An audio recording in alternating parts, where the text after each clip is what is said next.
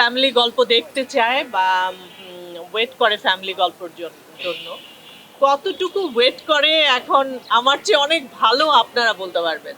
যে কোনো নাটকের জন্য বাংলাদেশের ইতিহাসে লাস্ট 20-25 বছরে আমি আমার ক্যারিয়ারে প্রায় 26-27 বছরে আমি দেখিনি যে কোনো নাটকের কোনো এপিসোডের জন্য মানুষ অপেক্ষা করে এবং একটা সময় দেখা যায় যে আমাদেরকে এত কথা শুনতে হয় যে কেন আসছে না, কেন আসছে না, এবং কেন এত অল্প সময় ওরা আরো অনেক অনেক বেশি সময় ধরে দেখতে চায়।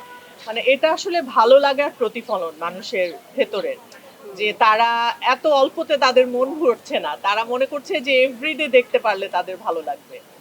এটা যে এত বড় আকারে মানুষের হৃদয়ে গিয়ে নাড়া দেবে সেটা আমরা আসলে বুঝতে পারিনি। আমরা শুরু করেছিলাম মনে করে, আমাদের চেষ্টা ছিল যে আমরা মানুষের ভালো লাগার জন্য কিছু করব, সেটা যে এত বেশি হয়ে যাবে ভালো লাগাটা, এটা আসলে আমরা আশা করিনি।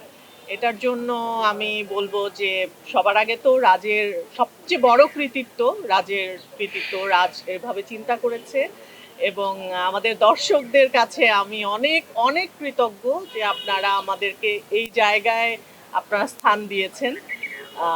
অনেক ভালো লাগাটা আসলে মানে আমি জানি না আর কখনো এই জায়গায় পৌঁছাতে পারবো কিনা বা এইরকম ভাবে আপনাদেরকে নাড়া দিতে পারবো কিনা।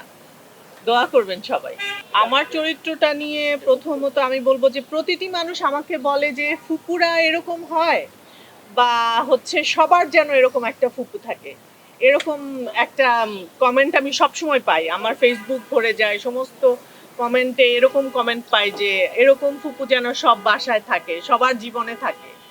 তো আজকে একটা কথা বলি যে আমার যেহেতু ভাই নাই, আমি আমার জীবনে কখনোই ফুপু হতে পারবো না বা পারিনি, সেই ফুপুটা রাজ আমাকে জাতীয় ফুপু বানিয়ে দিয়েছে।